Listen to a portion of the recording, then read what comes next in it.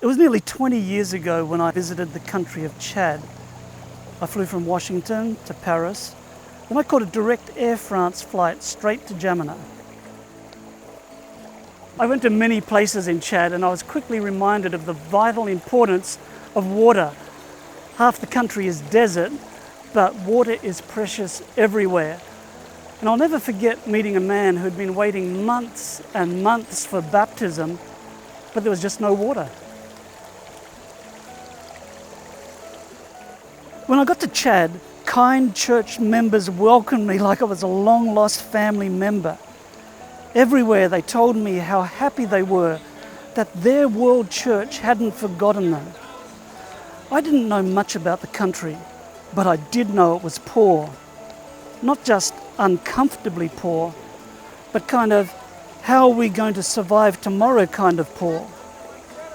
More than 80% of the population existed below the poverty line, and life expectancy was less than 48 years. I think it's fair to say that 20 years ago, most Adventists living in America or Europe or Australia or wherever hadn't given a whole lot of thought to the country of Chad. In fact, even today, many of us would probably have trouble even locating it on a map. And yet, I found a mission office in the capital, Jamena. I found vibrant churches and companies. I found schools filled with beautiful children and even a small hospital. And there was a large group of dedicated, sacrificial global mission pioneers who were planting new groups of believers around the country.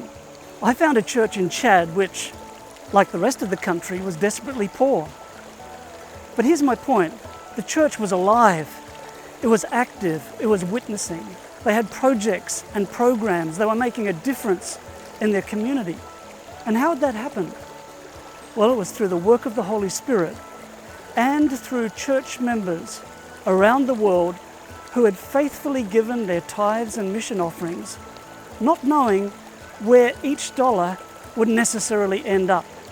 Thanks to the church's system of tithes and offerings, mission in Chad had been funded by church members around the world who knew nothing about mission in Chad.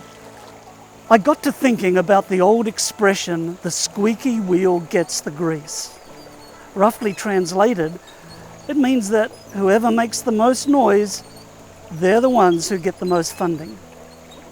And sometimes in our church, it's the big wheel organizations with the most interesting pictures, the most compelling video, the most heart-touching stories that get the big donations. They get the grease, so to speak, the funding. And that's great insofar as it goes. But what do we do about those parts of the world or those people groups who can't or don't squeak, so to speak? What do? Just ignore them? The church's system of regular and systematic offerings, what the Stewardship Ministries calls Promise, is just like a river. Every time we give our mission offerings, we're adding water to a life-giving river that flows through often parched lands, bringing life and hope. We're helping the church grow not only locally, but also in areas we may not have even heard of. We're helping missionaries we may never meet. We're building schools and clinics we'll probably never visit. We're helping plant churches we may never worship in. But we're bringing life to the church's mission. I don't know what every drop of water in this river does or where it goes, but I see the results and they're beautiful. Psalm 104 says, "He sends the springs into the valleys. They flow among the hills. They give drink to every beast of the field. The wild donkeys quench their thirst. By them the birds of the heavens have their home. They sing among the branches." We have the privilege of helping church members see that their offerings are like a life-giving mission river flowing through often parched lands. This river makes it possible for missionaries to be placed all around the world. It helps the church's educational and medical and humanitarian ministries and so much more.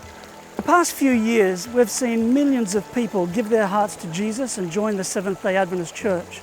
Thousands of new congregations have been started. How do we care for the nurture of these new believers? How do we provide resources and materials that they need? How do we provide ongoing pastoral care?